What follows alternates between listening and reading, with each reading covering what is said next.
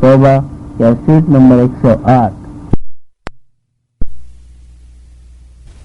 سیدنا محمد كما صليت على إبراهيم وعلى آل إبراهيم في العالمين إنك حميد مجيد. قال الله تبارك وتعالى في كلامه المجيد: أعوذ بالله من الشيطان الرجيم. بسم الله الرحمن الرحيم. يا أيها الذين آمنوا قاتلوا الذين يلونكم من الكفار وليجدوا فيكم غلظة واعلموا أن الله مع المتقين. قال المؤلف والمفسر رحمه الله تعالى: أدام النفع بعلومه وعلومكم في الدارين آمين. إلى أن قال: وقوله تبارك وتعالى: وليجدوا فيكم غلظة،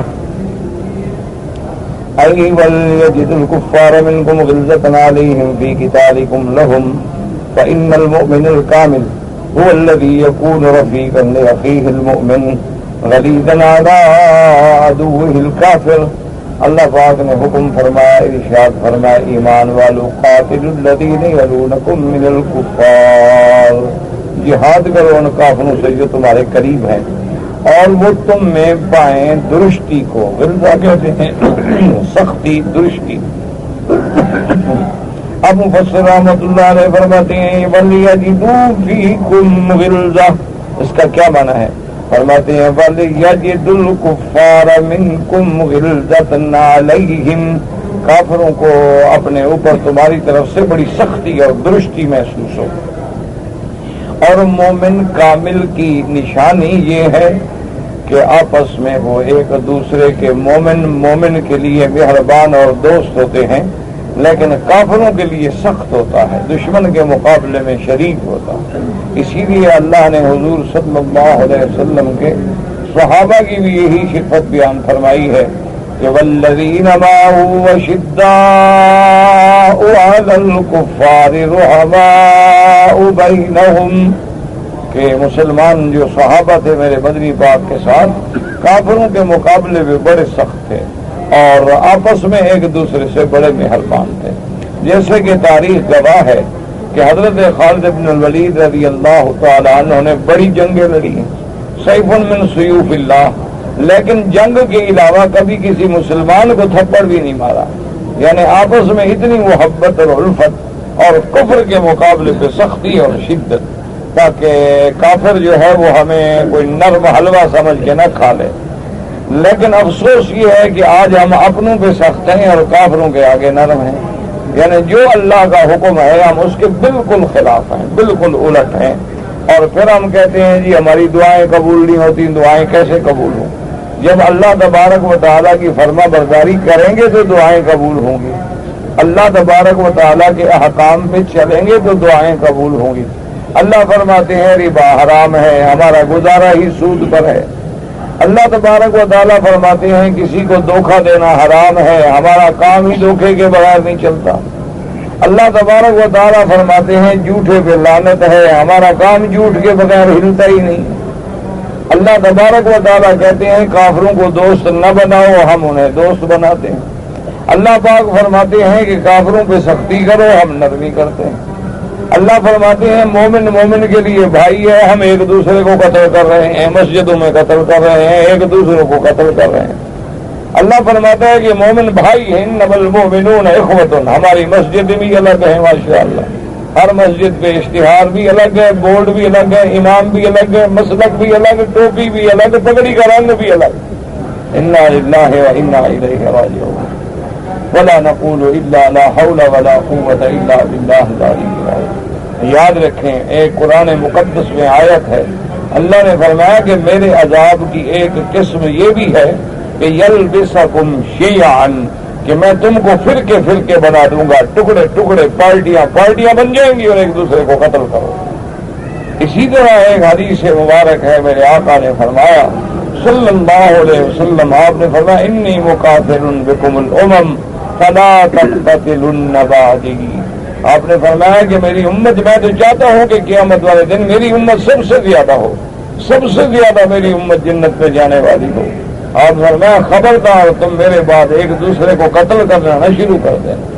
لیکن آج دیکھ لیں اللہ معاف فرمائے، نہ مسجدیں محفوظ ہیں، نہ جنازے محفوظ ہیں، نہ عبادت گاہیں محفوظ ہیں، نہ ہماری تراویح محفوظ ہے، نہ رمضان محفوظ ہے، نہ عیدین محفوظ ہے. یعنی آپ اندازہ کر سکتے ہیں کعبۃ اللہ میں بیٹھ کر ذرا ٹھنڈے دل سے اس پہ غور کریں کہ جب ہم عید نماز پولیس کے پارے میں پڑھ رہے ہوتے ہیں اپنے ملکوں میں، تو کافر کیا سمجھتا ہے کہ یہ مسلمان ہے؟ یہ نماز والے دن بھی لڑتے ہیں، یہ خوشی والے دن بھی لڑتے ہیں، یہ عید کے دن بھی ایک دوسرے سے مقابلہ کرتے ہیں. اور جب ہم آپس میں تفرقہ بندی کرتے ہیں اور ایک دوسرے کو کافر اور مشرک اور مرتد اور خدا جانے کیا کیا بنا دیتے ہیں، یعنی اللہ نہ کرے کہ کسی مولوی سے جھگڑا ہو جائے اور نہ شام تک بندہ کافر ہو جاتا ہے. انا للہ و انا الیہ راجعون. دعا کریں اللہ ہمارے حال پہ رحم کرے. اب اللہ نے فرمایا فسوف یأتی اللہ بقوم یحبهم ویحبونہ وذلۃ علی المؤمنین عزۃ علی الکافرین. اللہ نے فرمایا ہم ایک ایسی قوم پیدا فرمائیں گے بقوم یحبهم ویحبونہ، جو اللہ کو محبوب رکھیں گے اور اللہ ان کو محبوب رکھیں گے. اذلۃ علی المؤمنین، یہاں اذلہ ذلیل کا معنی وہ نہیں ہوتا جو ہم کہتے ہیں فلانا ذلیل ہے. یہاں ذلیل کا معنی ہے ضعیف، آپس میں مہربان، آپس میں متواضع. اعزۃ علی الکافرین، اور کافروں پہ غالب اور سختی کرنے والے. جیسے اللہ نے فرمایا وقولہ تبارک و تعالی محمد الرسول اللہ والذین معہ اشداء علی الکفار رحماء بینہم. وقال تبارک و تعالی یا ایھا النبی جاہد الکفار والمنافقین واغلظ علیہم. اللہ نے حکم دیا میرے مدنی محمد مصطفیٰ صلی اللہ علیہ وسلم کفار کے خلاف تلوار اٹھائیں، جہاد فرمائیں، سختی کریں ان پہ، کافروں اور منافقوں پہ. وفی الحدیث ان رسول اللہ صلی اللہ علیہ وسلم قال انا الضحوک القتال، یعنی انہ ضحوک فی وجہ ولیہ قتال لحامد عدوہ. حضور پاک صلی اللہ علیہ وسلم نے فرمایا انا الضحوک القتال. آپ نے فرمایا میں ہنسنے والا بھی ہوں اور قتال کرنے والا. صحابہ نے فرمایا کیا مانا؟ تو تفسیر میں مفسر نے بیان کر دیا کہ دوستوں کے سامنے میں مسکرانے والا ہوں اور دشمنوں کے سروں پہ میں شدت سے تلوار چلانے والا ہوں. تو حضور صلی اللہ علیہ وآلہ آلہ واصحابہ وسلم تسلیما کثیرا کثیرا کی یہ صفت. اس لیے صحابہ فرماتے ہیں کان اقلہم تکلفا، وہ فرماتی ہیں کہ ہمارے محبوب کائنات سیدنا محمد الرسول اللہ صلی اللہ علیہ وسلم صحابہ کے ساتھ ایسے بیٹھتے تھے جیسے آپس میں کوئی تکلف ہی نہ، ایک دوسرے سے ہنس رہے ہیں. اور کبھی کبھی ایک کے اوپر آپ اپنا بازو مبارک رکھ لیتے ہیں، کبھی بوجھ رکھ لیتے ہیں، کبھی اپنا گھٹنا مبارک رکھ دیتے ہیں اور بے تکلف بیٹھے ہوئے. اور صحابہ کھڑے ہونے پھر نہیں بیٹھے رہو، بس تم بیٹھے رہو، میں آ کے تمہارے ساتھ بیٹھ جاؤں گا. اور کٹھے کھانا ہے، ایک ہی برتن میں پانی ہے، ایک دائیں طرف سے چل رہا ہے اسی میں حضور پی رہے ہیں. ایک ہی برتن میں سالن ہے اسی میں صحابہ غلام بھی کھا رہے ہیں اور محمد مصطفیٰ بھی کھا رہے ہیں صلی اللہ علیہ وعلا آلہ واصحابہ وسلم تسلیما کثیرا کثیرا. اب تمہارے علاقے میں کوئی وڈیرا، کوئی سردار، کوئی جاگیردار سوال پیدا ہوتا ہے کہ اپنے نوکر کو اور ڈرائیور کو ساتھ بٹھا کے کھانا کھلائے، یا اپنے ہاری کو، اپنے مزارے کو، اپنے علاقے کے کسی غریب آدمی کو، اس کو تو اس کے محل میں داخل ہونے کی اجازت نہیں، ساتھ بیٹھ کے کھانے کا کیا مطلب ہے؟ اسی طرح آپ دیکھ لیں ملازمین میں دیکھ لیں کہ کوئی تھانے دار، کوئی ڈی ایس پی، کوئی ایس پی کبھی برداشت کر سکتا ہے کہ کانسٹیبل میرے ساتھ بیٹھ کے کھانا کھا لے؟ کیا ہے وہ انگریز کی تہذیب ہے کہ کھانا بھی الگ، پلیٹیں بھی الگ اور دل بھی الگ، ایمان بھی الگ اور مذہب بھی الگ اور سوچ بھی الگ.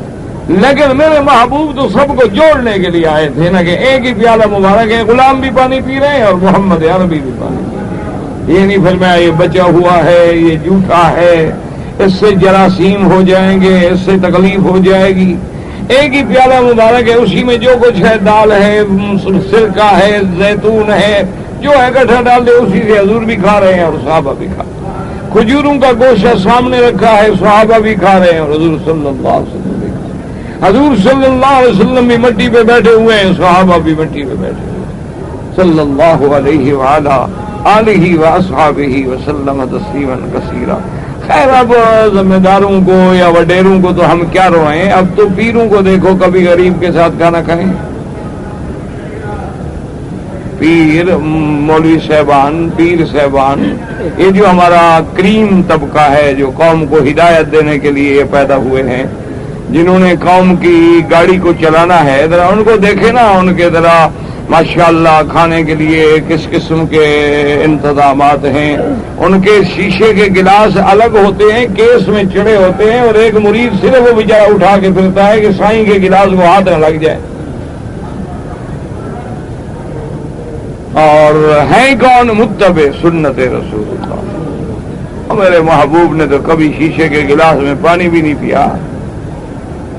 کیوں دعوے کرتے ہو عشق کے؟ سیدھی بات کہو، مسلمان ہیں، بس اللہ خاتمہ ایمان پہ کرتے ہیں۔ باقی یہ دعوے کرنا کہ ہم عاشق ہیں رسول اللہ کے، یہ دعویٰ ابو بکر صدیق کر سکتا ہے، حضرت عمر، حضرت عثمان، حضرت علی، اہل بیت رسول، حضرت حسن، حضرت حسین، محدثین، تابعین، مجتہدین، ائمہ فقہا، وہ کر سکتے ہیں۔ اولیاء اللہ جو گزرے ہیں وہ کر سکتے ہیں، ورنہ تو سب یہ دھوکہ ہے، فریب نظر ہے، میراث میں آئی ہے انہیں مسند ارشاد، ذاگوں کے تصرف میں عقابوں کے نشے مند۔ باپ مر گیا تو بیٹا گدی پہ بیٹھ گیا، اب تو اب رہ گدی گئی ہے، اندر چاول شاول کوئی نہیں۔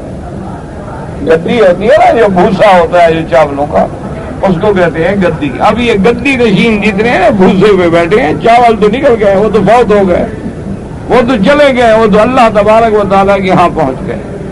اب باقی پیچھے لوگ جو رہ گئے وہ واقعی بوسا ہیں، اصل معقول ہے، نہ نام ہے، نہ سیرت ہے، نہ صورت ہے، نہ عمل ہے، نہ انا للہ و انا الیہ راجعون۔ یہی وجہ ہے کہ آج پوری دنیا میں مسلمان 1 ارب 36 کروڑ ہے ماشاءاللہ، لیکن ہر جگہ ذلیل خوار۔ وجہ کیا ہے؟ اسلامی نہیں، نام کے مسلمان ہیں ہم ماشاءاللہ۔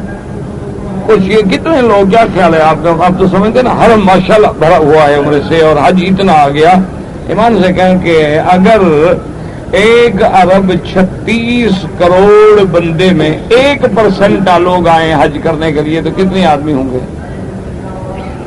ذرا کسی اکاؤنٹنٹ سے کہو، ہم تو مولوی ہیں نا، ہمیں تو حساب کتاب آتا ہے، کیونکہ اللہ پاک نے روٹی بھی ہماری لوگوں کے گھر میں لکھی ہوتی ہے، اور ہر چیز جو ہے نا لوگ کماتے ہیں ہم کھاتے ہیں، لہذا حساب کیوں کریں؟ مولوی اور پیر کو تو اللہ نے پیدا اسی لیے کیا ہے نا، ساری قوم کمائے اور یہ کھائے، باقی قبر میں دیکھا جائے گا حلال ہے یا حرام ہے۔ بہرحال آپ حساب کر لیں کہ 1 ارب 36 کروڑ مسلمان ہے، 1% اگر ہو، 100 کروڑ کا 1 ارب ہوگا نا، تو اگر 1% ہو تو 1 کروڑ آدمی تو ہونا چاہیے نا، سیدھا حساب ہے نا بابا، الٹی پھیر کی کیا تعلق ہے؟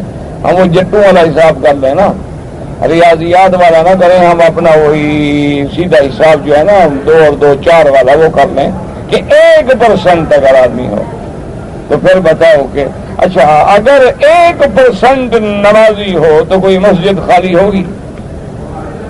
ٹھنڈے دل سے سوچو، اس میں کوئی یہ نہیں مولوی مکی کے مولوی کیا ہو، تمہارا ایک بھائی ہے، تمہاری طرح کا ایک انسان ہے، اور تم ٹھنڈے دل سے سوچو کہ اگر ہماری مسلم آبادی میں 1% نمازی ہو، یعنی 100 میں 1 آدمی صرف نمازی ہو، 1، تو مسجدیں خالی ہو سکتی ہیں۔ لیکن آپ جا کے دیکھیں نا کبھی صبح کی نماز میں مسجد میں کتنے آدمی ہوتے ہیں؟ جس نماز میں کاروبار ہوتا ہے نا جی، ظہر ہو گئی، عصر ہو گئی، وہاں کو تھوڑا رش ہو جاتا ہے، دکان پہ کام کرنے جو ہے چلو نماز بھی پڑھ لو یا اذان آ رہی ہے، ورنہ صبح کی نماز میں بھی امان اللہ اپنے گھر میں پڑھ لیں گے، سوئیں گے، جب اٹھیں گے اسی وقت پڑھ لیں گے، وہ بھی جس کو نصیب ہوگی۔ اچھا پھر اس کے بعد جناب ابھی آپ عشاء کی نماز میں انشاءاللہ کھڑے ہوں گے، دعا کریں اللہ مجھے بھی آپ کو نصیب کریں۔ آپ ٹھنڈے دل سے بغیر کسی مولوی کے، نہ دیوبندی نہ بریلوی نہ کوئی پارٹی وارٹی سب چھوڑ دیں، ہم سب مسلمان ہیں الحمدللہ، اب ٹھنڈے دل سے کھڑے ہو گئے، دیکھیں ایک صف جو ہے نا اس پہ بیٹھ جائیں، نظر دکھا کے دیکھ لیں کہ ان میں کتنے آدمی ہیں جو صحیح نماز پڑھ رہے ہیں، کتنے آدمی ہیں جو رکوع صحیح کر رہے ہیں، رکوع کے بعد صحیح کھڑے ہو رہے ہیں، سجدہ صحیح کر رہے ہیں، ہاتھ انہوں نے صحیح رکھے ہیں اور ہاتھ جو ہیں متوجہ ہیں، انگلیاں قبلے کی طرف ہیں، کوئی یوں رکھتا ہے، کوئی یوں رکھتا ہے، کوئی تماشا ہے، ڈرامہ ہے۔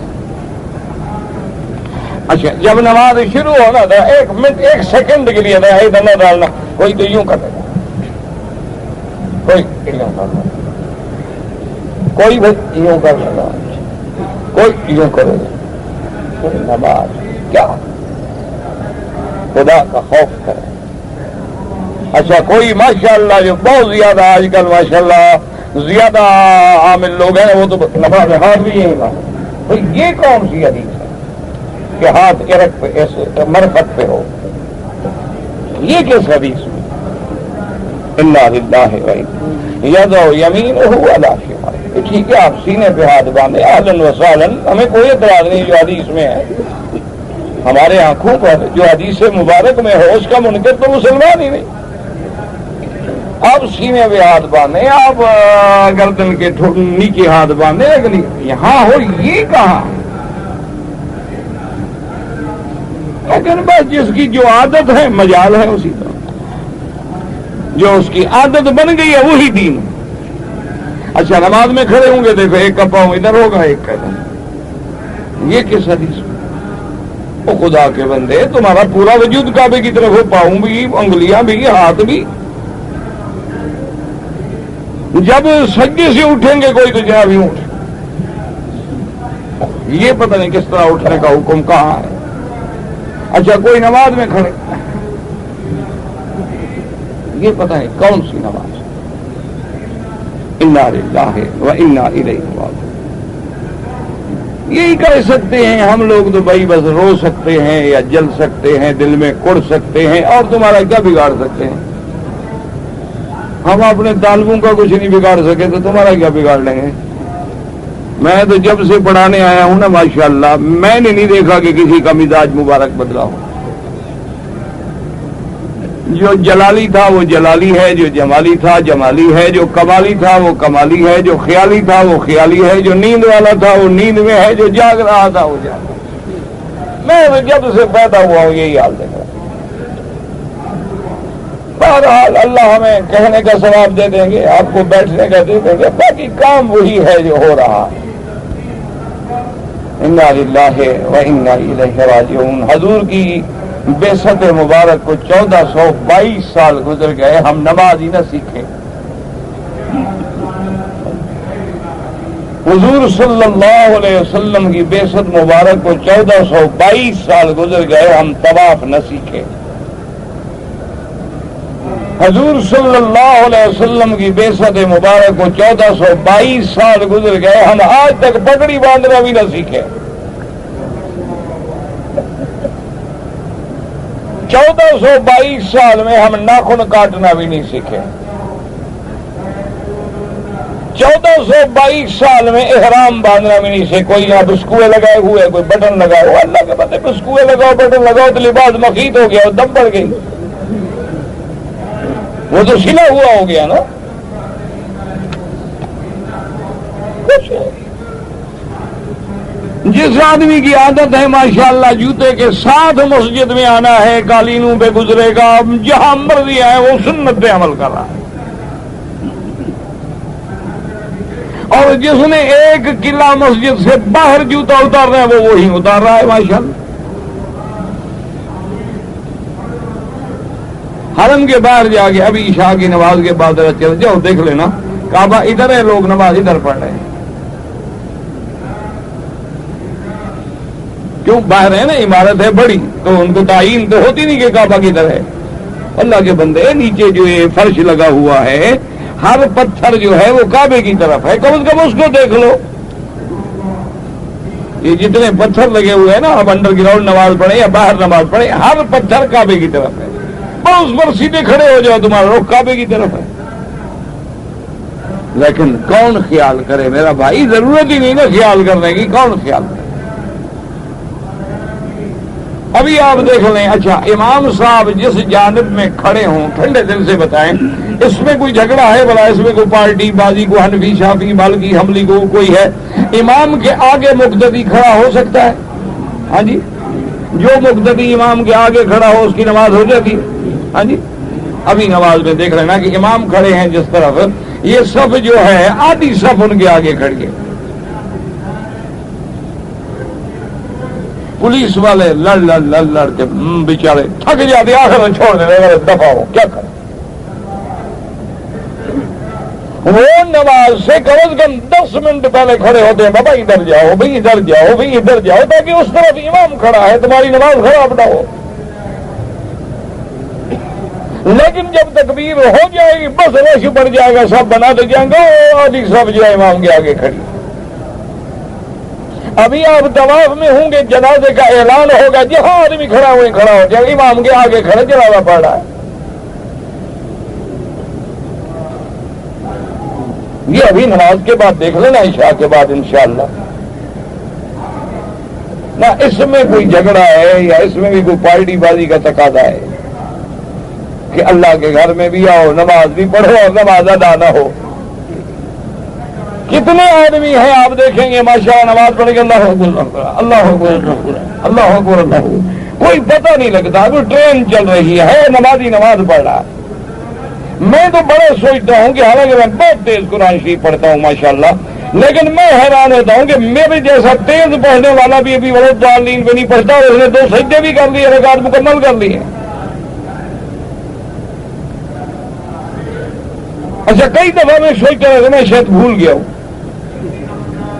کہ بھائی میں نے ابھی، حالانکہ میں بہت تیز پڑھتا ہوں، یعنی اللہ معاف کرے، بڑی اچھی عادت نہیں، بڑی بری عادت ہے، غلط بات ہے، میری بھی غلط بات ہے کہ قرآن آرام آرام سے پڑھنا چاہیے، لیکن بچپن سے چونکہ بس وہ عادت ایک بن گئی ہے، اب تیز نہ پڑھوں تو مجھے منظر ہی نہیں آتی، میں پڑھ نہیں سکتا، میں دوسری آیت میں بھول جاؤں گا۔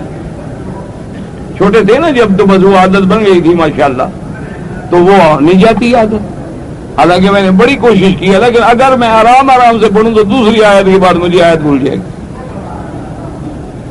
اور تیز پڑھوں تو انشاءاللہ اللہ کی رحمت سے 1-2 پارے میں بھی شاید کوئی تو غلطی تو ہو جائے گی، اگر انسان ہے، اب عمر کا بھی تقاضا ہے، اور پھر ہم رات دن پڑھتے بھی نہیں ہیں، چونکہ سبق میں ہوتے ہیں، اسباق میں ہوتے ہیں، اس کے مطالعے میں ہوتے ہیں، زیادہ منزل پڑھنے کا موقع نہیں ملتا، وہ بھی ہماری بدقسمتی ہے اور کیا ہے، محرومی ہے، اللہ پاک محروم نہ فرمائے۔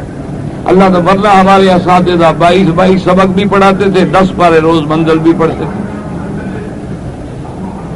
ہمارے بزرگ جو تھے، استاد جو تھے، 22 سبق پڑھاتے تھے، صبح کی نماز سے لے کر ظہر تک جو بیٹھے ہیں نا جی سبق پڑھا، میرے والد صاحب رحمۃ اللہ علیہ تقریباً 20-22 سبق روزانہ کے پڑھاتے تھے، اور 10 پارے منزل بھی پڑھتے تھے، اور 1 لاکھ دفعہ درود شریف بھی پڑھتے تھے۔ ہم تو سوچ نہیں سکتے، ہم نے تو کبھی پتہ نہیں 1000 دفعہ بھی نہیں پڑھا ہوگا، پتہ نہیں اللہ نے ان کے وقت میں برکت دے دی تھی اور ان کے لیے آسان کر دیا تھا، یہ تو اللہ جانتا ہے، ورنہ ہمیں تو یاد نہیں کہ ہم لوگوں نے کبھی 1000 دفعہ بھی درود شریف پڑھا ہو۔ بڑا تیر مارا تو کوئی 100 دفعہ پڑھ لیا،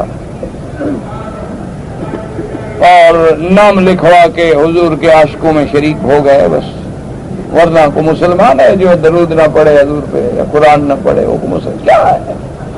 بس دعا کرو، حالت بالکل مریض کی حالت جو ہے نا جی وہی ہے، جب ڈاکٹر کہتے ہیں نا جی دعا کرو، مانا ہوتا ہے کہ بھئی اب دوا جوا ختم، اب آپ مرنے کے قریب ہیں، دعا کرو کہ خاتمہ ایمان پہ ہو جائے، حضور کی امت ہے لبوں پہ،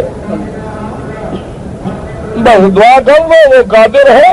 فَأَنْقَذَكُم مِّنْهَا وَكُنتُمْ عَلَىٰ شَفَا حُفْرَةٍ مِّنَ النَّارِ فَأَنْقَذَكُم مِّنْهَا، اللہ فرماتے تم تو جہنم کے گڑھے پہ پہنچ جاتے، میں نے تمہیں نکالا ہے، دعا کرو اب بھی اللہ حضور کی امت کو جہنم سے نکال دے، اور اللہ حضور کے اور اسلام کے اور خدا کے اور دین کے اور قرآن کے دشمنوں کے لیے زندگی کو جہنم بنا دے۔ تو بہرحال اب جناب دیکھیں کہ اللہ کے نبی کو حکم، حضور نے فرمایا انت ذہوق، آپس میں ہنسنے والا، اور دشمنوں کے لیے میں قتال کرنے والا، اور فرمایا وَاعْلَمُوا أَنَّ اللَّهَ مَعَ الْمُتَّقِينَ، اے قاتل الکفار توکلوا علی اللہ، جہاد کرو، اللہ پہ آسرا کرو. یہ ایسے جو ہم غریب ہیں، کمزور ہیں، کیسے لڑیں، کیا کریں، ہمارے پاس ہتھیار نہیں، طاقت نہیں. اللہ نے فرمایا ہتھیار تو تمہارے لیے ہے نا، میرے لیے کیا ہتھیار. میں تو جب چاہوں مچھروں سے نمرود کو مروا ڈالوں اور ابابیلوں سے ہاتھیوں کو مروا ڈالوں. یہ تو تمہارے لیے اسباب ہے نا دائری بہری. جب میں راضی ہو جاتا ہوں تو پھر ہوائیں بھی میری، فضائیں بھی میری، زمین بھی میری، آسمان بھی میرے. اللہ اکبر. جب خندق غزوہ احزاب پہ جب دشمن گھیر گئے نا جی مدینے پاک، اللہ تمام قبائل نے آ کے گھیر لیا. حضور پاک نے خندق کھودی. آپ پتھر اور کدال پہ حضور اپنے ہاتھ رکھتے اور صحابہ یہاں پتھر رکھتے اور حضور ڈھوتے. اتنی مشقت برداشت کی. تو ایک دن رات کو تہجد کا وقت ہے اور میرے بدی نے دعا کی کہ میرا اللہ، آج مدینے والوں کو دشمنوں نے ہر طرف سے گھیر لیا ہے اور اب میں تیرے سوا کس سے دعا مانگتا ہوں، آج مدد اتار دے، اپنی نصرت فرما دے. بس تہجد کی حضور کی دعا ہے. صبح کی نماز کے بعد صحابہ نے کہا حضور دشمن تو کوئی نہیں. حضور میں پتہ تو کرو کدھر گئے. میں کہا جی وہ دوڑ گئے. اللہ نے ایسی ہوا چلائی، جانور اڑ گئے، خیمے اڑ گئے، بندے اڑ گئے. مشرکین مکہ نے کہا بھاگو. اگر اب بھی نہیں بھاگتے ہو تو ایسا نہ ہو قوم عاد کی طرح ایک بھی نہ بچے. وہاں سے جو بھاگے نا تو میرے خیال میں مکے تک پانی بھی نہیں پیا، پیچھے مڑ کے بھی نہیں دیکھا ہوگا ڈر کے مارے. اور صبح اٹھے ہیں، مدینہ صاف ہو گیا. تو اللہ چاہے تو نصرت بالصبا وأهلكت عاد بالدبور. اللہ کے نبی نے فرمایا اللہ چاہے تو میری مدد اللہ نے باد صبا سے کی اور قوم عاد پہ اللہ نے ہوا بھیجی. اور ایک حدیث میں یہ بھی آتا ہے کہ قوم عاد پہ جو ہوا بھیجی گئی ہے نا، تو ہوا جو ہے یہ چوتھی زمین کے نیچے خزانے میں بند ہے. تو وہاں سے اتنا سوراخ ہوا جتنا ایک بیل کے ناک کا سوراخ ہوتا ہے نا، صرف اتنی کھولی گئی ہوا اور پوری عاد قوم اڑ گئی. تو اس لیے اللہ نے فرمایا ڈرو شروع نہیں، بس تم جہاد کرو اور حوصلہ میرے اوپر کرو.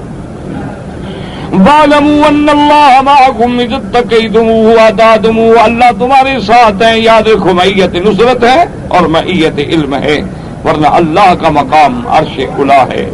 وَهَكَذَا الْأَمْرُ لَمَّا كَانَتِ الْقُرُونُ الثَّلَاثَةُ الَّذِينَ هُمْ خَيْرُ هَٰذِهِ الْأُمَّةِ فِي غَايَةِ الِاسْتِقَامَةِ وَالْقِيَامِ بِطَاعَةِ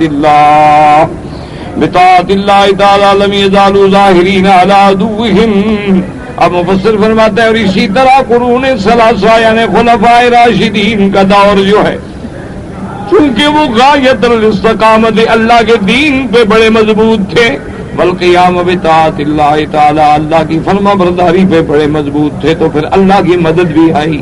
لم یزالوا ظاہرین علی عدوہم. اللہ نے ان کی فوجوں کو بھی دشمن پہ ہمیشہ غالب کیا. ولم تزل الفتوحات کثیرۃ ولم تزل الاعداء فی صفال وخسار. اس لیے خلفائے راشدین کے زمانے میں اللہ نے بڑی بڑی فتوحات دی اور اللہ نے اسلام کے دشمنوں کو ہمیشہ ذلیل کیا، خسارے میں ڈالا. ثم لما وقعت الفتن واللهو والاختلافات بين الملوك تمال الاعداء في اطراف البلاد وتقدموا اليها. اور جب اس صحابہ کے ثلاثہ کا دور گزرا ہے، اس کے بعد فتن کا، احوا کا، اختلافات کا دور آ گیا بادشاہوں کے درمیان میں.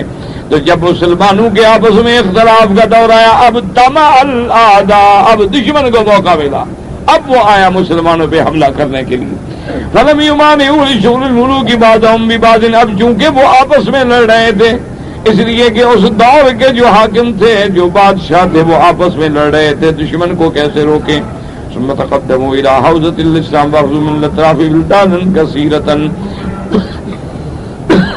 اس کے بعد کافر جو تھے وہ عرب پہ بھی چڑھ دوڑے، بہت سارے ملک لے لیے. ثم لم يزالوا حتى استحوذوا على كثير من بلاد الاسلام ولله الامر من قبل ومن بعد. اور اس کے بعد بہت سارے اسلام کے ملک جو ہیں ان پر بھی کافروں کا غلبہ ہو گیا. فكلما قام ملك من ملوك الاسلام واتى اوامر الله وتوكل على الله فتح الله عليه من البلاد واسترجع من الأعداء بحسبه ويقض بقدر ما فيه من ولایت اللہ۔ اب مفسر رحمۃ اللہ علیہ فرماتی ہیں فَكُلَّمَا قَامَ مَلِكٌ مِّن مُلُوكِ الْإِسْلَامِ، جب مسلمانوں کے بادشاہ نے اللہ کی اطاعت کی، اللہ کے اوامر کی اطاعت کی، اللہ تبارک و تعالیٰ پہ توکل پورا کر لیا، اللہ نے پھر اس بادشاہ کو استقامت دی، عزت دی، غلبہ دیا، اور اس کے ہاتھ پہ مسلمانوں کو فتوحات حاصل ہوئی، اور اس نے پھر دشمنوں سے ملک چھینے، اور جتنا اس کا اللہ سے تعلق تھا اتنی مدد آئی۔ واللہ المسؤول المأمول ان یمکن المسلمین نواسی اعداء الکافر علی کلمتہم فی سائر الاقالیم انہ جواد کریم۔ اب مفسر رحمۃ اللہ فرماتے ہیں اسی کی ذات ہے جس سے سوال کیا جائے، اسی کی ذات ہے جس پہ امیدیں لگائی جائیں کہ وہی مہربانی کر کے اللہ تبارک و تعالیٰ پھر مسلمانوں کو طاقت دیں، اللہ تبارک و تعالیٰ پھر مسلمانوں کو ہمت دیں، اللہ اسلام کو قوت دیں کہ کافروں کی پریشانیوں کو پکڑ کے ہمیشہ کے لیے تباہ کر دیں، وَأَن يُعْلِيَ كَلِمَتَهُمْ، اور اللہ تبارک و تعالیٰ مسلمانوں اور اسلام کا کلمہ اور ان کی عظمت جو ہے وہ پوری دنیا میں بلند کر دیں۔ انہ جواد کریم، اللہ پاک سخی بھی ہیں، مہربانی فرمانے والے بھی ہیں۔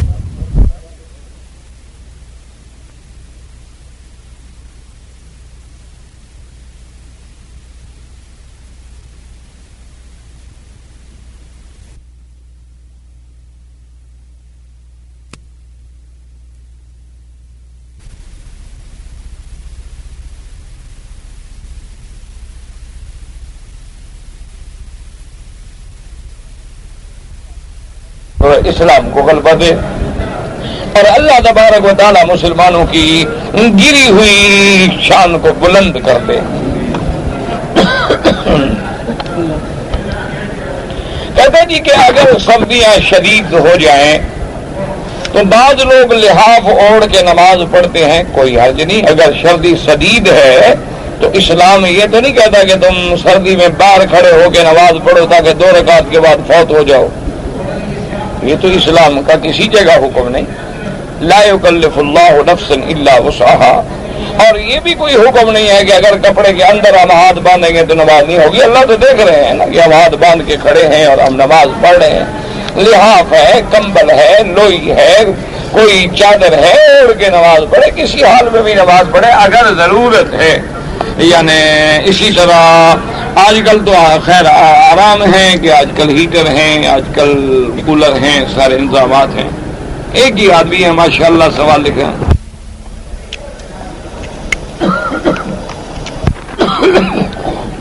حج کے دنوں میں یاد رکھیں کہ طواف زیارت تو فرض ہے، طواف زیارت اگر نہ ہو تو حج نہیں ہوتا، طواف زیارت اگر نہ ہو تو بیوی حلال نہیں ہوتی۔ لیکن طواف الوداع الگ چیز ہے اور طواف زیارت جو ہے وہ الگ چیز ہے۔ طواف زیارت یہ ہوتا ہے کہ جب آپ مینا میں آ جائیں تو 10، 11، 12 امام ابو حنیفہ رحمۃ اللہ علیہ، باقی ائمہ کے نزدیک 13 تک۔ ویسے تو طواف زیارت بعد میں بھی ہو سکتا ہے لیکن دم پڑ جائے گی۔ اور طواف الوداع کا معنی یہ ہوتا ہے ان یکون آخر العہد بالبیت، کہ جب آدمی تیاری مکمل کر لے، اب ارادہ ہے کہ بس ہم نے جانا ہے، آئے طواف کرے اور توکل علی اللہ چلا جائے، وہ ہے طواف الوداع۔ طواف الوداع حج میں واجب ہے، فرض نہیں واجب ہے، یعنی اگر کوئی طواف الوداع چھوڑے گا تو ایک بکری بطور دم دینی پڑے گی۔ ہاں اگر کوئی عذر ہے، عورت ہے ایام حیض آ گئے، عورت ہے ولادت ہو گئی، کوئی شدید مرض لاحق ہو گئی تو عذر پہ طواف الوداع چھوڑا تو پھر دم نہیں دینی پڑے گی۔ لیکن طواف زیارت اللہ نہ کرے چھوڑ دے تو حج مکمل نہیں ہوتا، اور جب تک طواف زیارت نہ کرے بیوی بھی حلال نہیں ہوگی۔ یعنی خدا نہ خواستہ اگر کوئی طواف زیارت چھوڑ کے چلا جائے تو پھر واپس آنا پڑے گا مکے میں۔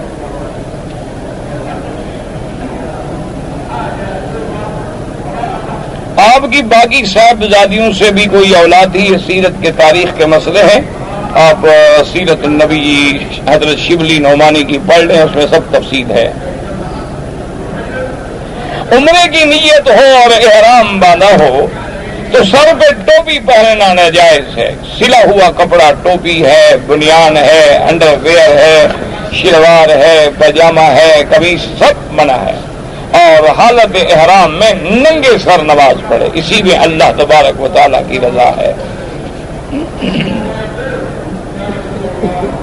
حجر اسود کے قریب جب جائیں تو دونوں ہاتھوں سے بسم اللہ اللہ اکبر، یعنی گویا کہ یہ بوسے کے مقام ہے.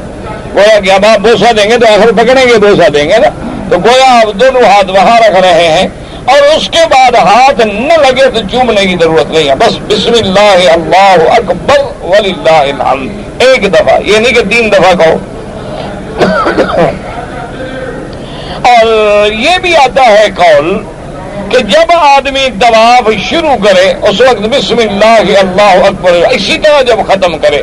باقی جو درمیان میں چکا ہے اگر اشارہ نہ بھی کرے تو کوئی حرج نہیں، کوئی طواف میں نقص نہیں آئے گا. اچھا، اگر چلتے ہوئے بسم اللہ اللہ اکبر بھی کہہ دیا تب بھی کافی ہے، کیونکہ مقصد یہ ہے کہ ہم اس کے قائم مقام. لیکن افضل علماء کے نزدیک یہی ہے کہ وہاں 1 سیکنڈ کے لیے رک جائے اور رخ بھی حجر اسود کی طرف، سینہ بھی حجر اسود کی طرف، بسم اللہ اللہ اکبر وللہ الحمد، تاکہ زیادہ سے زیادہ بوسے کے شکل قریب کی بن جائے. رکن یمانی پہ بوسہ لینا جو ہے وہ کسی صحیح حدیث مبارک سے ثابت نہیں ہے، بلکہ جب آپ رکن یمانی پہ آئیں تو پہلے سے آپ کعبے کے قریب آ جائیں تاکہ لوگوں کو دھکے نہ دینے پڑیں. اور جب رکن یمانی پہ آئے تو دایاں ہاتھ جو ہے بسم اللہ اللہ اکبر، بس دایاں ہاتھ پھیرنا ہے اور اس کے بعد یہ دعا پڑھی جائے اللہم انی اسألک العفو والعافیہ. آگے پھر ربنا آتنا فی الدنیا حسنۃ وفی الآخرۃ حسنۃ وقنا عذاب النار. تو حجر اسود پہ بوسہ دینا سنت ہے اور رکن یمانی پہ ہاتھ لگانا سنت ہے. اور اگر رش زیادہ ہے آپ ہاتھ نہیں لگا سکتے تو پھر چلے جائیں، پھر اشارے کی بھی ضرورت نہیں.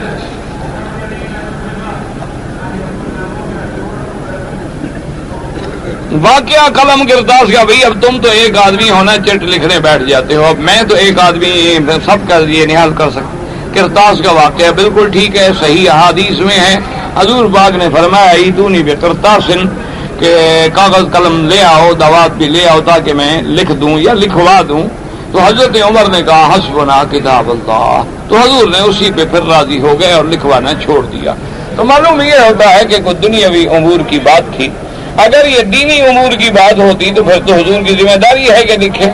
تو اس واقعے کے بعد حضور صلی اللہ علیہ وسلم 5 دن حیات ہیں اور پھر سب صحابہ چلے گئے، حضرت علی گھر میں موجود ہیں، بعد میں لکھوا لیں. تو حضور کے دل میں کچھ خیال آیا جب صحابہ نے کہہ دیا کہ اللہ کا قرآن حضور موجود ہے، آپ بیماری میں کیوں تکلیف فرماتے ہیں، تو حضور اسی پہ راضی ہو. اس کے علاوہ لوگوں نے اس کو جھگڑا بنا دیا کہ حضرت علی کی خلافت لکھنی تھی اور عمر نے لکھنے نہیں دی. چلو اس وقت حضرت عمر بیٹھے تھے، بعد میں 5 دن تو عمر نہیں بیٹھے رہے.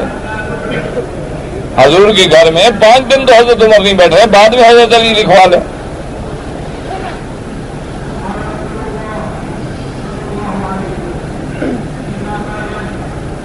کہتا جی کہ اپنے چھوٹے بچوں کو نظر سے بچانے کے لیے تعویذ گلے میں ڈالنا. تعویذ گلے میں ڈالنے کی اصل بات یہ ہے، یاد رکھو کہ حدیث میں بڑی سخت نہی آئی ہے. آپ نے فرمایا کہ جو لوگ اس قسم کی چیزیں گلے میں ڈالتے ہیں وہ اللہ بھی پھر ان کو اسی کے حوالے کر دیتا ہے. تو بڑی سخت وعید آئی. گو بعض علماء فرق کرتے ہیں، وہ کہتے ہیں اس سے مراد وہ تعویذات ہیں جو مشرکانہ ہوتے تھے، جو کافرانہ ہوتے تھے، جس میں شرکیہ کلمات ہوتے تھے. اگر قرآن کی آیات مبارک ہے یا حدیث کی دعا ہے اور وہ اس نے گلے میں ڈال لی تو وہ کہتے ہیں کوئی حرج نہیں. جیسے کہ قرآن چھوٹا ہو اور جیب میں ڈال لے کوئی تو وہ بھی کوئی حرج نہیں. لیکن بہتر یہ ہے کہ ان چیزوں سے احتیاط کریں، کیونکہ جس چیز سے منع آ جائے نا پھر آدمی بہتر ہوتا ہے کہ دور رہے. دور رہے گا، قریب ہی نہیں جائے گا تو آگ نہیں جلائے گی نا. اگر قریب جائے گا تو پھر غلط تویزوں کے چکر میں بھی آ جائے گا. باقی رہ گیا نظر بد سے. بہتر یہ ہوتا ہے کہ جب بھی آدمی کسی چیز پہ، اولاد پہ، بچے پہ، گاڑی پہ، اچھی چیز پہ نظر پڑے تو کہو ماشاء اللہ، لا حول ولا قوت الا باللہ، یا فوراً کہہ دیا اللہ اکبر، یا فوراً کہہ دیا بسم اللہ الرحمن، جب اللہ کا نام لے لو گے نظر نہیں لگے گی انشاءاللہ۔ اچھا اگر خدا نہ کرے کسی کی نظر لگ گئی ہے تو علاج یہ ہے کہ پتہ ہے تمہیں کہ اس بندے کی نظر لگی، اس کو پکڑ لو، اس کو کہو کہ ایک برتن میں کھڑے ہو کے جلدی غسل کرو، وہ غسل کرے، وہ جو پانی ہے وہی نظر والے پہ ڈال دو، 1 منٹ میں ٹھیک ہو جائے گا۔ یہ علاج ہے جو حضور صلی اللہ علیہ وسلم نے فرمایا ہے۔ ایک صحابی مدینہ منورہ سے آ رہے تھے، بیوی علی پہ جہاں احرام باندھتے ہیں، وہ بیچارے نے کپڑے جو اتارے احرام کے لیے نہانے کے لیے، دوسرے بندے نے یہ دیکھا نا یار جان تو جان ہے، بڑا خوبصورت ہے، وہ وہیں گر گیا غریب، کیونکہ عین نظر بد جو ہے یہ بڑی خطرناک چیز ہے۔ اس لیے محاورات عرب میں ہے کہ یہ نظر بد ایسی بلا ہوتی ہے کہ بندے کو قبر میں پہنچا دیتی ہے اور اونٹ کو دیگچی میں پہنچا دیتی ہے۔ تو حضور صلی اللہ علیہ وسلم کو خبر دی، یا سن لو فلاں بندے کا ایسا کہا اور گر گیا، میں نے بڑا بڑا جلدی پکڑو اس کو، اللہ تمہیں ہدایت دے، بھائی کو تم نے قتل کر دیا، کیا کیا تم نے، جلدی کرو غسل کرو۔ تو اس نے ایک برتن میں غسل کیا، وہ پانی ڈالا تو وہ فوراً کھڑا ہو گیا۔ تو علاج ایک یہ ہے، اور دوسرا علاج علماء نے یہ لکھا ہے کہ قرآن مقدس کی جو آیت ہے وَإِن يَكَادُ الَّذِينَ كَفَرُوا لَيُزْلِقُونَكَ بِأَبْصَارِهِمْ لَمَّا سَمِعُوا الذِّكْرَ وَيَقُولُونَ إِنَّهُ لَمَجْنُونٌ وَمَا هُوَ إِلَّا ذِكْرٌ لِّلْعَالَمِينَ۔ چونکہ کافر آئے تھے اور ان کے ایک دو بندے تھے بڑے مشہور نظر لگانے والے، ان کو لے آئے کہ حضور کو نظر لگاؤ۔ اچھا یہ خدا کی قدرت ہے کہ نظر والے کو کہو کہ لگاؤ، پھر نہیں لگا سکتا وہ، یہ تو اتفاق ہوتا ہے نا کہ اس کو کہو نہیں، بس اس کے دماغ میں اچھا کبھی اپنے ماں باپ کی نظر بھی بچوں کو لگ جاتی ہے، یہ ضروری نہیں ہے کہ دشمن کی لگے، کبھی بچہ خوبصورت لگتا ہے، ماں باپ ایسے حسرت سے بات نکلی اور نظر لگ گئی غریب کو۔ اور اس لیے بہرحال نظر بد سے بچنے کے لیے یہ قرآن کی آیات ہیں، سورۃ فاتحہ ہے، آیت الکرسی ہے، معوذتین ہے، صبح و شام پڑھا کریں، اور عادت بنا لیں کہ جب بھی کوئی اچھی چیز دیکھیں تو کہیں ماشاء اللہ ماشاء اللہ ماشاء اللہ لا حول ولا، اچھا گھر ہے، اچھی گاڑی ہے، اچھا بچہ ہے، فوراً کہہ دیا منہ سے ماشاء اللہ۔ اس لیے آپ دیکھیں نا عرب کبھی ایسی بات، جب بھی عرب کسی کو دیکھے فوراً کہے گا ماشاء اللہ تبارک اللہ لا حول ولا قوت الا باللہ العلی، تو انشاءاللہ پھر نظر نہیں لگے گی۔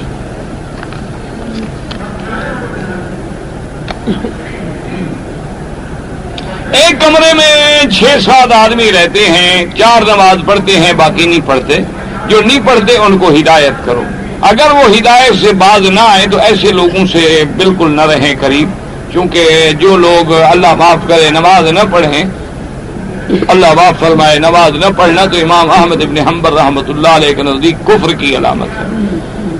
تو بہرحال ان کو ہدایت کرو، 1 دفعہ 2 دفعہ 3 دفعہ کوشش کرو، اگر بالکل نہیں مانتے ان کو کہو بابا تم جانو، تم الگ ہو جاؤ یا ہم الگ ہو جاتے ہیں، جا کے برے لوگوں کی صحبت جو ہے آدمی کو برا بنا دیتی ہے۔ یا ایھا الذین آمنوا اتقوا اللہ وکونوا مع الصادقین۔ اچھا دوسری بات یہ ہے کہ نماز نہ پڑھنا بڑا آسان ہے اور پڑھنا مشکل ہے، یعنی حرام چیز جو ہے نا وہ بڑا اثر کرتی ہے۔ آپ 1 من دودھ لے آئیں، 1 پیشاب کا قطرہ ڈال دیں تو 1 قطرہ من پہ غالب آ جائے گا، سارا حرام ہو جائے گا۔ تو نماز نہ پڑھنے والوں سے ملو گے تمہاری نماز بھی جاتی رہے گی۔ تو اگر وہ اچھا دوسرا یہ ہے کہ وہ کچھ بہت بگڑے تگڑے ہوں نا، تو یہ جو نماز کے وقت آتے ہیں نا کہتے ہیں نماز پڑھو، ان کو ذرا بتا دو یہ نماز نہیں پڑھتے، بس انشاءاللہ العزیز دوسرے دن تم سے پہلے صف اول میں بیٹھے ہوں گے۔ یہاں تو اللہ کا فضل ہے، اسلامی حکومت یہ آتے ہیں نا نماز کے لیے کہہ رہے ہیں، گاڑیوں میں موٹروں میں اسپیکر پہ نماز نماز نماز، ان کو ذرا آہستہ سے بلا کے کہیں کہ جناب یہ شریف آدمی ہے نماز نہیں پڑھتے، تو بس آپ کہہ کے دور ہو جائیں، پھر وہ اپنی خود انتظام کریں گے، نگرانی بھی خود کریں گے، ان کا خیال بھی خود رکھیں گے کون نماز، اور وہ سوئے ہوئے ہوں گے اور انشاءاللہ وہ پہنچیں گے، اور ایسی پھینٹی لگائیں گے کہ دوسرے دن اللہ کی رحمت سے صف اول میں بیٹھے ہوں۔ بسم اللہ الرحمن، یہ تو آسان علاج ہے، مکہ شریف میں تو بڑا آسان علاج ہے، تمہارے ملک میں تو مشکل ہے نا، یہاں تو بڑا آسان ہے۔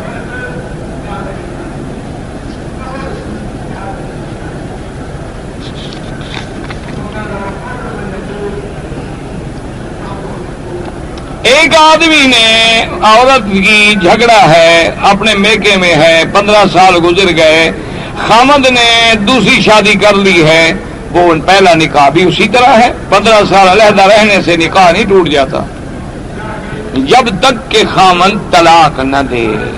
ہاں یہ بات بلا شبہ ہے کہ خامد گناہگار ہے کہ اس نے ایک عورت کو لٹکا کے رکھا ہوا ہے، نہ طلاق دیتا ہے نہ گھر میں رکھتا ہے، اس کو لازم ہے کہ وہ طلاق دے، اور اگر وہ طلاق نہ دے تو عورت باقاعدہ خلو کا دعویٰ کر سکتی ہے، اور اگر اسلامی عدالت نہ ہو تو اپنے علاقے کے چند معززین اور علماء کا ایک کمیٹی بنا کے فیصلہ پیش کریں۔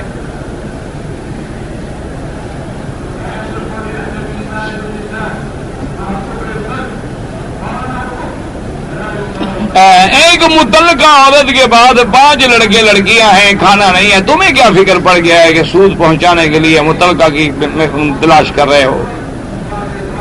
تمہیں اس کا زیادہ فکر تمہیں کیوں ہو گیا؟ اور دے کیا رہے ہو؟ حرام، سود۔ سود کا پیسہ دینا حرام ہے حضرت۔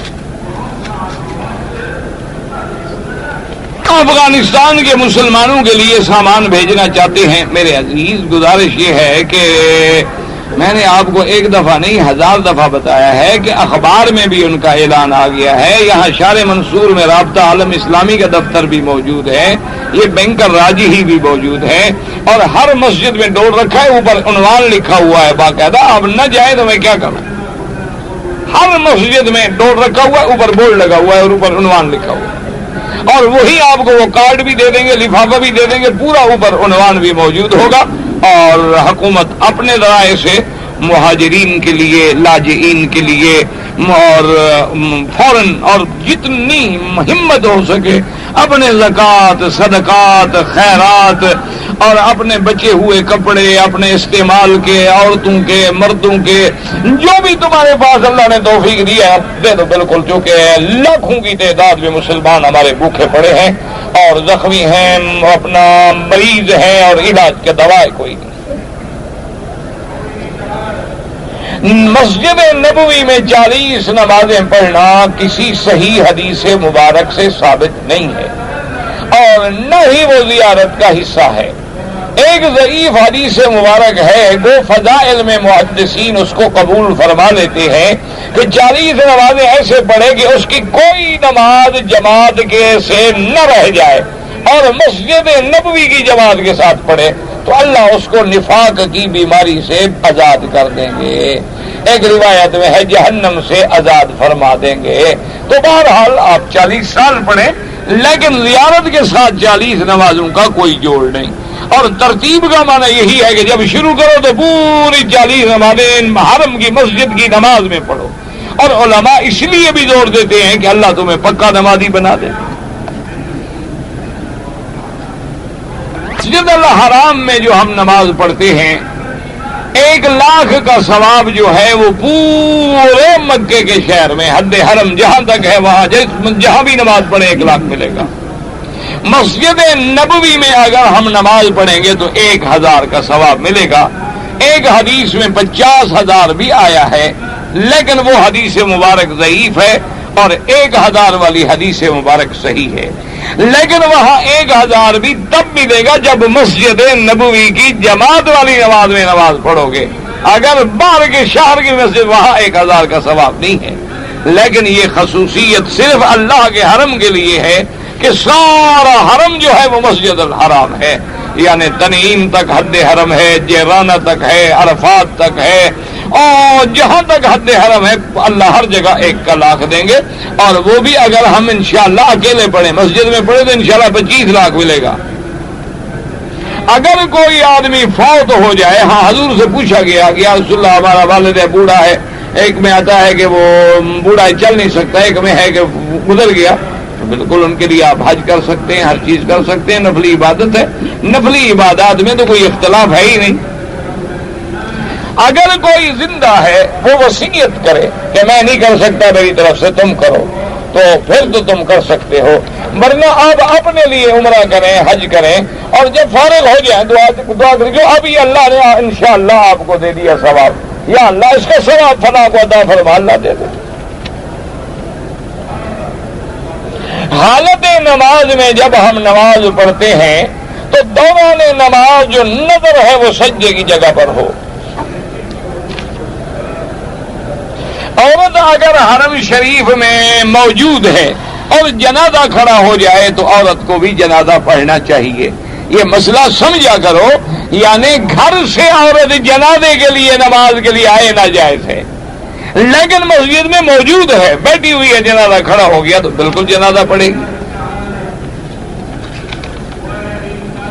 لوگ آئے ہیں جدہ میں نوکری کے لیے اور اب جدے سے ہمارا ٹرانسفر مکہ ہو گیا ہے تو اب ہم نے عمرہ جو ہے وہ مسجد تنیم سے، کوئی بات نہیں، کیونکہ جب آپ اپنے ملک سے آئے تھے تو نوکری کے لیے اور جدے کی نیت سے آئے تھے، مکے کی آپ کی نیت ہی نہیں تھی. وہاں رہنے کے بعد تبادلہ ہو گیا، مکے بھیج دیا، کوئی بات نہیں. جناب طواف کیے ہیں شب برات میں، مجھے بتانے کی کیا ضرورت ہے کہ آپ نے کس کس کے لیے کی ہے، اللہ قبول کرے. نفل نہیں پڑھ سکے تو وہ نفل نہیں. امام ابو حنیفہ رحمۃ اللہ علیہ کے نزدیک 2 رکعت واجب الطواف ہے، وہ ہر حال میں پڑھنی ہے. پہلے نہیں پڑھ سکے اب پڑھ لو، 2 دن بعد پڑھ لو، 10 دن بعد پڑھ لو، سال بعد پڑھ لو، مہینے بعد پڑھ لو. والدین کے لیے مرحوم والد عمرہ طواف سب کر سکتے ہیں، بالکل کریں.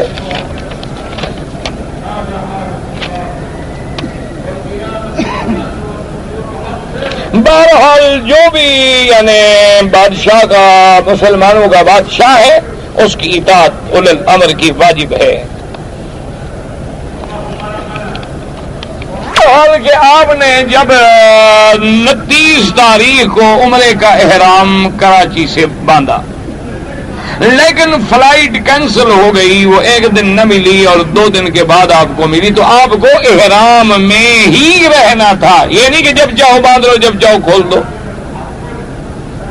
احرام کوئی مذاق نہیں ہوتا کہ جب چاہا تو چاہتے ہیں پہن لی اور جب چاہا تو چاہتے ہیں اتاری. کوئی جوگیوں کا پھیرا ہے. احرام جب آدمی باندھ لیتا ہے تو اب وہ نہیں کھول سکتا جب تک کہ ایک بکری ذبح کرے اور سر پہ اس طرح پھرائے جائے اپنے ملک میں کھڑا ہو.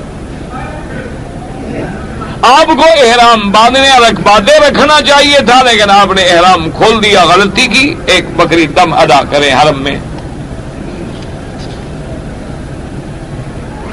گزارش یہ ہے کہ میں اگر کوئی کتاب تجویز کروں کہ آپ فلاں کتاب پڑھیں تو دوسرے آپ کہیں گے دیکھو مکی صاحب کہتا ہے ہمارے مولویوں کی کتابیں پڑھو.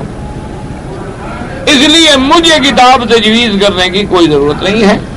آپ اپنے زبان میں، اردو میں، انگریزی میں، فارسی میں، جس زبان میں آپ چاہتے ہیں الحمدللہ کتابیں موجود ہیں، باقاعدہ کتابیں موجود ہیں. مسائل حج موجود ہیں، مسائل نماز موجود ہیں، مسائل وضو موجود ہے، جنازہ ہے، میراث ہے. تمام مسائل پر اللہ کا شکر ہے علماء نے بڑی محنت کی ہے اور ہر علم میں، ہر مسئلے پہ انہوں نے ہر زبان میں کتابیں لکھ دی ہیں. صرف اتنا کیا کریں کہ جس کی کتاب لکھی ہوئی ہے وہ کوئی عالم ہو مستند. کیونکہ آج کل مشکل یہ ہے کہ بعد کوئی آدمی پروفیسر ہو تو وہ بھی عالم بن جاتا ہے، کوئی ڈاکٹر ہو تو وہ بھی عالم بن جاتا ہے. وہ یہ بات نہیں، عالم ہو یہ دیکھ لیں کہ یہ عالم ہے باقاعدہ، کون سے مدرسے میں پڑھا ہے، کہاں پڑھایا ہے قرآن حدیث. اگر وہ ثقہ عالم ہے، معروف ہے، اس کی کتاب اٹھا لیں، انشاءاللہ سارے مسئلے حل ہو جائیں گے. اور جو سمجھ نہ آئے نشان لگا لیں، کسی عالم سے پوچھ لیں. میاں بیوی ساتھ کھڑے ہو کر نماز ادا کر سکتے ہیں. کون سی نماز؟ یعنی یہ تو ہو نہیں سکتا کہ اب جب عشاء کی نماز ہو تو بیوی کو لے آؤ اور پہلی صف میں کھڑا کرو میرے ساتھ کھڑی ہو جائے. یہ تو ناجائز ہے، کیونکہ مردوں کے لیے صف اول افضل ہے، عورتوں کے لیے آخر افضل ہے. ایک یہ ہے کہ تم گھر میں نماز پڑھے ہو تو بیوی کو کھڑا کر دیا، کوئی حرج نہیں. بعض کچھ زکوٰۃ کے پیسے ہیں اور کچھ میں افغانستان کے مہاجرین اور مسلمین کی مدد کرنا چاہتا. میں نے بتا دیا میرا بھائی، یہ بینک راج ہی میں چلے جائیں اور انشاءاللہ العزیز یا حرم شریف کے بابلک پر بھی دفتر ہمارے موجود ہیں، وہاں چلے جائیں یا کسی بھی انشاءاللہ آپ رابطہ میں چلے جائیں. جہاں بھی جائیں گے الحمدللہ وہ انتظام کر دیں گے پہنچانے کے لیے. اور دھڑا دھڑ اللہ حکومت کو جزا دے ماشاءاللہ، باقاعدگی سے سامان کے تیارے جا رہے ہیں، کمبل ہیں، خیمے ہیں، اور بلکہ اب انہوں نے یہ بھی حکم دے دیا ہے کہ وہاں ملک میں جو چیز ان کو ضرورت ہے وہی خرید لو، تاکہ یہاں سے اٹھا کے لے جانا اور بھیجنا اور پہنچانا بھی تو مسئلہ ہے۔ تو الحمدللہ اپنی طرف سے پوری کوشش کر رہے ہیں، باقی اصل تو تم دعا کرو کہ اللہ مسلمانوں پہ رحم کرے۔ ہم لاکھ امداد کریں گے، روٹی کا ٹکڑا پہنچا دیں گے، جن کا گھر اجڑ گیا، بچے اجڑ گئے، وطن ختم ہو گیا، جو بیچارے یہ بھی نہیں جانتے کہ ہم کہاں آئے ہیں، ان پہ کیا گزر رہی ہوگی۔ بہرحال ان کے لیے سب سے پہلی چیز یہ ہے کہ دعائیں مانگیں، کہ اللہ سے گڑ گڑا کے رو رو کے تہجد میں طواف میں بس خدا کے دروازے پہ گر گیا ہو نا مسلمان، دیکھو اللہ کی مدد کیسے آتی ہے۔ اگر امام تراویح پڑھتے ہوئے میں قرآن اٹھا کے دیکھوں کیوں بلا وجہ کیا ضرورت ہے عمل کثیر کرنے کی؟ آپ سنتے رہیں، ہمارے ذمہ سننا فرض ہے، یہ تو کہیں حکم نہیں ملا ہمیں کہ جب قرآن پڑھا جائے تو کھول کے کھڑے ہو جاؤ، اذا قرئ القرآن فاستمعوا له وانصتوا، سنو اور چپ رہو۔ باقی اگر ہمیں ترجمہ آتا ہے تو سمجھتے جائیں گے، نہ آئے تو لفظ پہ غور کرے۔ یہ راستے میں کچھ پیسے ملے ہیں، ہاں بالکل خیرات میں آپ جمع کرا دیں، آپ اپنے لیے استعمال نہ کریں۔ ہمارا مستودہ جہاں ہے، کسی کا بکرا بھاگتا ہوا ہمارے مستودے میں آ گیا، 4 دن گزر گئے ہیں، 4 دن نہیں ہے، آپ 1 سال تک اعلان کرتے رہیں، نیت خراب لگ رہی ہے کھا جاؤ گے۔ بہرحال یہ ہے کہ اس کا اعلان کریں یا پھر اس کو بیچ کے غریبوں کو دے دیں چندے میں۔ بعض لوگ جو ہے اذان میں جب حضور کا نام سنتے ہیں تو انگوٹھے چومتے ہیں، یہ خالص بدعت ہے، گناہ ہوتا ہے ثواب کے بجائے۔ ثواب یہ ہے کہ جب نام آئے تو درود پڑھو، اللہم صلی علی سیدنا محمد وعلی آل سیدنا محمد وبارک وسلم۔ اگر کوئی آدمی فوت ہو جائے اس کے گھر میں افسوس کے لیے جانا سنت ہے 3 دن کے اندر اندر۔ احرام جدے سے باندھا، طواف کیا، احرام کھول دیا، ماشاءاللہ 12 عورت بھی ہے، ایام شروع ہو گئے تو اب آپ عمرہ دوبارہ کریں، ورنہ ایک دم آپ کو دینی ہوگی، اور عورت بھی جب پاک ہو جائے دوبارہ احرام باندھ کے عمرہ کرے۔ ایک آدمی نے اپنی لڑکی کا نکاح کر دیا تھا، شوہر جو ہے وہ عرب چلا گیا، واپس نہیں آیا تو باپ نے دوسری جگہ نکاح کر دیا، حرام ہے، پہلا نکاح ہو تو دوسرا نکاح نہیں ہوتا، زنا ہوگا۔ جو قرآن ہمیں ہدیے میں ملے ہیں وہ عربی رسم الخط میں ہیں، ہم دوسرا قرآن رکھ کے بدل لیں نہ بدلیں، انہی کے پاس جا کے کہیں کہ ہمیں بدل دو۔ جو کمپنی والے یا ٹریول ایجنٹ محرم بنا دیتے ہیں یہ حرام ہے، محرم اللہ بناتا ہے، بندے نہیں بناتے۔ محرم وہ ہے جس کے ساتھ نکاح حرام ہو، جیسے بیٹا ہے، بھائی ہے، باپ ہے، سسر ہے، یہ نہیں کہ کاغذ میں لکھ دو محرم تو وہ محرم بن گیا۔ یہ جموم میں ہے، اگر آپ جموم سے بھی نیت کر کے احرام باندھ لیں بالکل ٹھیک ہے، کوئی ضرورت نہیں کہ مسجد عائشہ سے آگے باندھیں، آپ تو ویسے حد حرم سے باہر ہیں۔ اگر عصر کے بعد طواف کروں تو حنفی مسلک میں اس کی 2 رکعت مغرب کے بعد پڑھیں۔ امام احمد بن حنبل رحمۃ اللہ علیہ، امام شافعی رحمۃ اللہ علیہ کے نزدیک حرم میں عصر کے بعد بھی نماز پڑھنا 2 رکعت جائز ہے۔ 3 سال سے مکے میں رہتا ہوں اور 3 سال کے بعد میں چھٹی پہ گیا تھا اپنے وطن پہ، واپسی میں نے احرام نہیں باندھا۔ اب تم پرانے ہو گئے، اب تمہیں کیا ضرورت ہے احرام کی، 3 سال اور رہ گئے تو نماز بھی چھوڑ دو گے؟ کیوں؟ مکے میں جو رہتا ہے نا جی، اب تو پکا ہو گیا، ڈھیٹ ہو گیا ماشاءاللہ۔ اللہ کے بندے، آپ پر تو زیادہ جرمانہ ہے کہ مکے میں رہتے ہوئے بھی آپ دین نہیں سیکھے۔ آپ عمرہ بھی قضا کریں اور دم بھی ادا کریں، ساری امت کے لیے ایک طواف کر لیں، نہیں ایک کے لیے ایک۔ اگر خانہ کعبہ کی طرف منہ کر کے نماز پڑھیں یا حتیم کی طرف جائز نہیں ہے.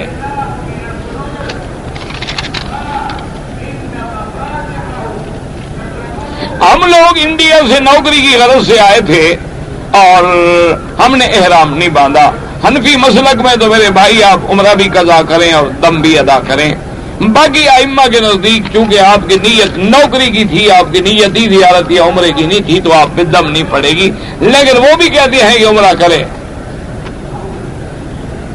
اگر ظہر کی نماز چھوٹ گئی، عصر کا وقت ہو گیا، عصر کا وقت داخل ہو گیا، عصر پڑھیں، اس کی نماز قضا کریں ظہر.